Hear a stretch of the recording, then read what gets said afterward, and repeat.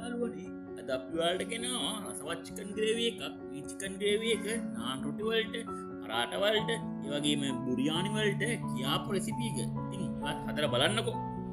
අපි එහෙනම් බලමු රෙස්ටුරන්ට් ස්ටයිල් චිකන් ග්‍රේවි එක හදාගන්න අපිට අවශ්‍ය වෙන ද්‍රව්‍ය මොනවාද කියලා. චිකන්, වේලිච්ච මිරිස් කරල්, කජු, සිහිල්ල කපාගත් ලුණු, තක්කාලි, කොත්තමල්ලි කොළ, කරපිංච කොළ, උළුවාල්, සූදුරු, කුරුදු, ගරම් මසාලා, කොත්තමල්ලි කුඩු, මිරිස් කුඩු, ගම් මිරිස් කුඩු, කහ, සිහින්න කපාගත් සුදු ලුණු, සිහින්න කපාගත් ඉඟුරු, ලුණු, රොස්මෙරි